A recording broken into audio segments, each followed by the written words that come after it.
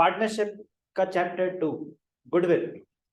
खुशी की बात, आपने पार्टनरशिप का सबसे टेक्निकल चैप्टर कर लिया। दुख की बात, आपने नहीं करा है, मैंने करा है, ठीक है ना। तो आपको अभी करना बाकी है। कुछ लोगों ने कर लिया है 100%, कुछ लोगों ने कर लिया 90%, कुछ अभी 50 पे है, बट जो भी है वो आपका अपना अभी स्कोर है। पॉइंट इज कि फंडामेंटल्स पार्टनरशिप का सबसे टेक्निकल, सबसे लेंदी चैप्टर है।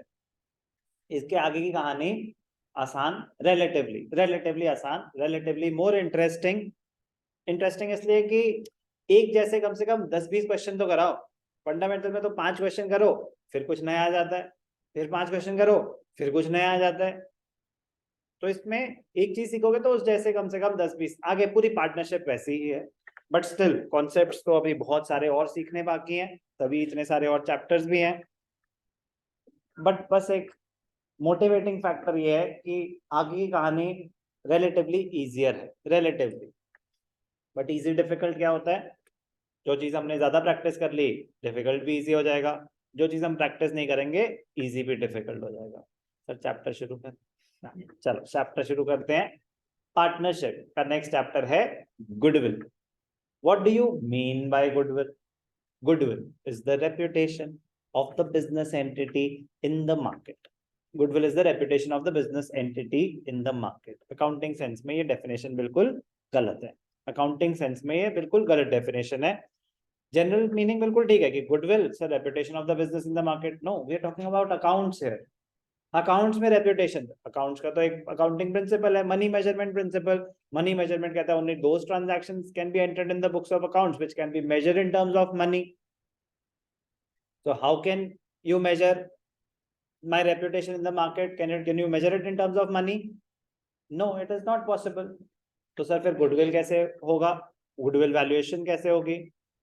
तो अगर आपने गुडविल एक्वायर करने के लिए कोई पैसे दिए हैं, अगर आपने गुडविल एक्वायर, कैसी कैसी बातें करते हो आपने, मतलब नाम बनाने के लिए पैसे? नो, कोई बना बनाया नाम यूज करने के पैसे। सर जैसे कि फॉर एग्जाम्पल मुझे यहाँ पे खाने पीने की शॉप खोलनी है, तो मैंने बोला कि मैं हल्दीराम्स की फ्रेंचाइजी खोलूंगा।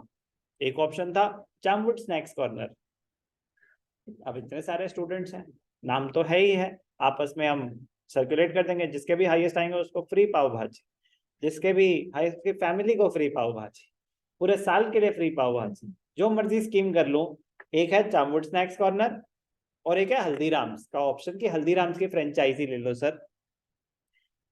लेकिन अगर फ्रेंचाइजी लोगे तो पैसे देने पड़ेंगे ना, पैसे देने पड़ेंगे, एक्स्ट्रा खर्चा देना पड़ेगा। अगर नहीं लोगे फ्रेंचाइजी, अपने नाम से करोगे तो पूरा प्रॉफिट आपका। तो मेरा क्वेश्चन ये है कि नाम यूज करके बेनिफिट होगा कि नहीं होगा? नहीं आओगे आप चामवुड स्नैक्स कॉर्नर पे? आओगे ना? पब्लिसिटी करोगे कि नहीं करोगे? ऐसे दिल से बोलो ना बेटा, ऐसे मजबूरी में मत बोलो। आपने कभी मास्क तो उतारा नहीं, आप कहाँ हो गए चामवुड स्नैक्स कॉर्नर में? बस करो बेटा, हो गया इसका, वरना चिपक जाएगा बाद में डॉक्टर से उतरवाना पड़ेगा ये। मेरी चामवुड स्नैक्स कॉर्नर पे नहीं आएगी और मैं हल्दीराम्स बोलूंगा तो ज्यादा चांसेस है कि आएगी।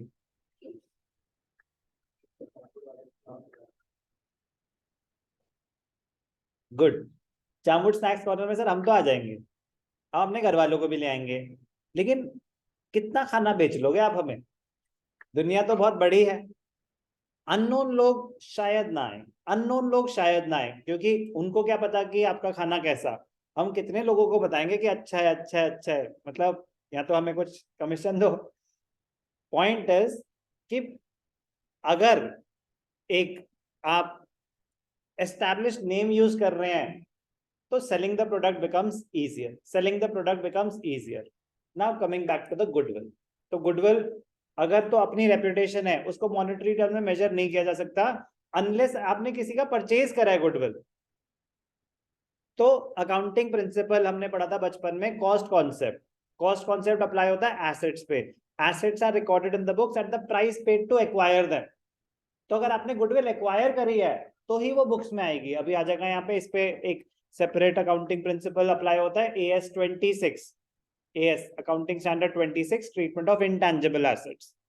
तो वो कहते हैं गुडविल दो तरीके की होती है, एक होती है सेल्फ जनरेटेड गुडविल, जैसे कि अगर मेरा बिजनेस है कि मैं इतने सालों से चला रहा हूं तो मेरी जो गुडविल है वो सेल्फ जनरेटेड है, it can not be measured in monetary terms, तो I can not record it in the books of accounts.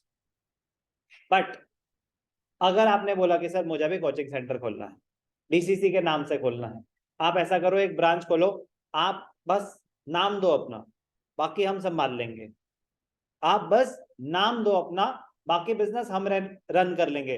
तो आपने मेरा नाम यूज करा है, तो मेरा नाम यूज करने के लिए आप जो मुझे पैसे दोगे, मेरे पास तो पैसे आ गए, अब आपके पॉइंट ऑफ व्यू से बात हो रही है कि आपने गुडविल परचेज करी, यस और नो? तो आपने जो उसको पैसे दिए गुडविल परचेज करने के लिए, आप अपनी बुक्स में गुडविल दिखा सकते हो, मैं नहीं दिखा सकता। जो पैसे दे रहा है वो अपनी बुक्स में गुडविल दिखा सकता है क्योंकि उसने गुडविल परचेज करी है। तो गुडविल दो तरीके की होगी, सेल्फ जनरेटेड और purchase goodwill. Self generated goodwill books में नहीं आती, परचेज गुडविल बुक्स में आती है। Coming back to the meaning of goodwill, goodwill is the reputation of the business in the market? No, goodwill is the advantage, goodwill is the advantage which a firm gets because of its reputation in the market। आप अपनी reputation की वजह से जो extra profit generate कर पाओगे, आप अपने रेपुटेशन की वजह से, अपने नाम की वजह से जो एक्स्ट्रा प्रॉफिट जनरेट कर पाओगे, उसको बोलते हैं goodwill. Goodwill is not the reputation, goodwill is the advantage which you get because of your reputation in the market।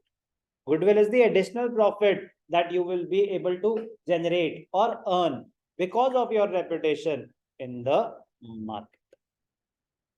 ठीक है सर, मीनिंग तो क्लियर हो गया, बट यहाँ पे कहाँ यूज होगा गुडविल? अब ध्यान से देखना कैसे यूज होगा goodwill. A and B were partners, A and B were partners, C ने बोला कि सर मुझे भी बिजनेस में ले लो, पार्टनर बनना है। अब A और B तो अपना बिजनेस चला रहे थे, C बिजनेस में एक रनिंग बिजनेस में एंटर करना चाहता है, तो कैपिटल तो इंट्रोड्यूस वो करेगा ही करेगा। कैपिटल इंट्रोड्यूस करना तो एक बड़ी बेसिक से रिक्वायरमेंट है। अब हमने बोला कि हमने जो इतनी मेहनत करके बिजनेस जनरेट करा है, उसके लिए आपको कुछ एक्स्ट्रा पेमेंट करनी पड़ेगी, उसके लिए आपको प्रीमियम देना पड़ेगा। प्रीमियम का मतलब ही क्या होता है? कुछ एक्स्ट्रा पेमेंट करनी पड़ेगी कि वैल्यू ऑफ द बिजनेस तो आ रही है, उसके हिसाब से तो आपको 5 लाख रुपए लाने हैं, जो भी आपका शेयर है 5 लाख रुपए आपको कैपिटल लानी है, जितने भी आप शेयर एक्वायर कर रहे हो, वो तो वही कैपिटल। उसके अलावा आप एक एस्टैब्लिश बिजनेस में आ रहे हो, तो आप एक एडवांटेज पे हो। हमने तो स्टार्टिंग से बिजनेस क्रिएट करा है, हमने तो जीरो से शुरू करा है। आप एक रनिंग बिजनेस में आ रहे हो, तो उसमें आने के लिए, उसमें प्रॉफिट शेयर एक्वायर करने के लिए आपको कैपिटल के अलावा कुछ पैसे देने पड़ेंगे, उसको बोलते हैं गुडविल। तो गुडविल हमें क्यों कैलकुलेट करनी पड़ेगी? एक बिजनेस में कोई नया पार्टनर आना चाहता है, आपस में ही हम तीनों पार्टनर थे, 3:2:1। आपने कहा सर 3:2:1 नहीं, अब हम इक्वली शेयर करेंगे प्रॉफिट्स। अगर प्रॉफिट शेयरिंग रेशियो चेंज हो रहा है, सेम पार्टनर्स में ही प्रॉफिट शेयरिंग रेशियो चेंज हो रहा है, तो किसी का शेयर बढ़ जाएगा, किसी का शेयर कम हो जाएगा। तो जिसका शेयर बढ़ जाएगा इसका मतलब वो कुछ शेयर एक्वायर कर रहा है, और जिसका कम हो जाएगा इसका मतलब वो कुछ शेयर सैक्रिफाइस कर रहा है। तो अगर कोई शेयर एक्वायर कर रहा है जो गेन कर रहा है, तो मतलब वो शेयर परचेज कर रहा है, तो फिर उसका आगे जाके उसको ज्यादा प्रॉफिट्स मिलेंगे। तो अगर आप किसी भी फर्म में कुछ शेयर एक्वायर कर रहे हो, तो कैपिटल के अलावा आपको जो एक्स्ट्रा पेमेंट करनी पड़ रही है उसको बोलते हैं गुडविल, उसको बोलते हैं गुडविल। क्यों देना चाहोगे आप एक्स्ट्रा पेमेंट? अगर आपको लग रहा है कि ये बिजनेस अच्छा है और इसमें आप कुछ शेयर लेना चाहते हो, उसके लिए आप एक्स्ट्रा देने के लिए भी तैयार हो, तो फिर क्योंकि आपको एक्सपेक्टेशंस हाई हैं उस बिजनेस से, तो कोई बिजनेस अच्छा कर रहा होता है तो उसकी गुडविल होती है, तो उसकी पॉजिटिव गुडविल होती है। अदरवाइज जीरो गुडविल भी हो सकती है। तो जीरो गुडविल के केस में सिर्फ बिजनेस की वैल्यूएशन होती है on the basis of assets and liabilities, कि इसके एसेट्स हैं 50 लाख, लायबिलिटीज हैं 20 लाख, बिजनेस की वैल्यू हुई 30 लाख। 30 लाख में बिजनेस टेक ओवर करना है, बताओ देना है? एसेट्स 50 लाख, लायबिलिटीज 20 लाख, तो assets minus liabilities, net worth of the business हो गई 30 लाख। तो 30 लाख में अगर आपने बिजनेस टेक ओवर करा तो कोई आपका प्रॉफिट लॉस नहीं है, बिजनेस की वैल्यू ही उतनी थी। 30 लाख को बिजनेस को टेक ओवर करने के लिए आप 60 लाख देने के लिए तैयार हो गए, 35 लाख देने के लिए तैयार हो गए, anything over and above the actual value of the business, तो जितना भी आप एक्स्ट्रा पेमेंट कर रहे हैं that is for goodwill, that is for goodwill. क्या होता है ये goodwill? Goodwill is an intangible asset. Goodwill is an intangible asset. Intangible asset, assets which do not have a physical existence. एक होते हैं tangible assets which have a physical existence. Land, building, plant, machinery, air conditioner, furniture, computer. Intangible assets which do not have a physical existence. Goodwill, patents, trademarks, copyrights. So goodwill is an intangible asset which places an enterprise at an advantage. So goodwill is the advantage. Why? Because of which the enterprise will be able to earn higher profits than normal. तो अब एक था Chamund snacks corner खोल लो, एक है कि हल्दीराम्स की franchise ले लो। तो जैसे आपने हल्दीराम्स की फ्रेंचाइजी ली, आ गए आप एडवांटेज पे, एक रेडी बिजनेस मिलेगा। अब बस आपको क्वालिटी मेंटेन करनी है, हाइजीन मेंटेन करना है, तो बिजनेस चलने की प्रोबेबिलिटी वेरी हाई। तो लेकिन आपने उसके लिए पैसे दिए ना, आपने गुडविल एक्वायर करी है। Goodwill is the present value of expected future profit. आप अभी से ही एक्स्ट्रा पैसे देने के लिए तैयार हो, क्योंकि आप एंटिसिपेट कर रहे हो कि आगे जाके कुछ एक्स्ट्रा प्रॉफिट जनरेट होंगे। तो इस चैप्टर में हमें ये सिखाएंगे ये कैसे कैलकुलेट किया जाए कि वो एक्स्ट्रा पेमेंट कितनी होनी चाहिए। एंटिसिपेशन पे बेस्ड है सारा का सारा, फ्यूचर एक्सपेक्टेशंस पे बेस्ड है। Goodwill is the present value of expected future profit that is likely to be in excess of normal return on investment. In excess of normal मतलब कह रहे नॉर्मली तो 12% हम कमा ही लेते, 12% ROI रिटर्न ऑन इन्वेस्टमेंट 12% तो sir सभी कमा रहे हैं। आपके बिजनेस में 20 है तो आप नॉर्मल से कुछ एक्स्ट्रा कमा रहे हो, तो आपकी गुडविल है। आपके बिजनेस की गुडविल होगी कब? जब सेम इंडस्ट्री में आप बाकी कंपेटिटर्स से ज्यादा कमा पा रहे हो। तो goodwill is the future profit in excess of normal return on investment.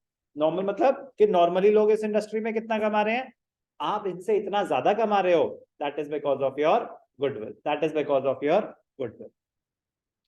और it is the excess price paid for a business for as a whole if the business is taken over। जैसे मैंने अभी आपको example दिया कि आपने business take over करा, assets की वैल्यू 50 लाख, लाइबिलिटीज की वैल्यू 20 लाख, तो बिजनेस की वैल्यू कितनी हुई? 30 लाख की बिजनेस की value.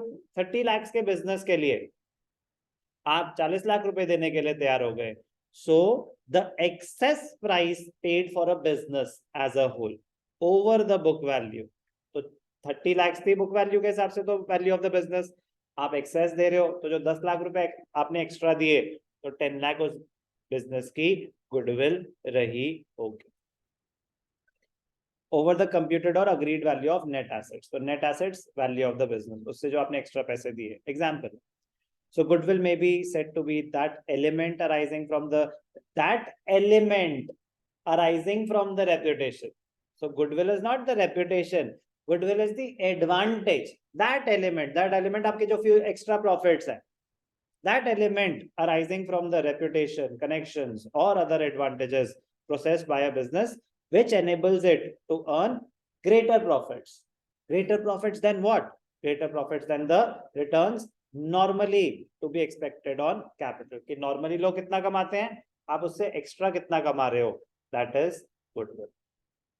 So goodwill is that element का मतलब ही है कि goodwill is an advantage, goodwill is the extra profit which we are able to generate because of our reputation in the market।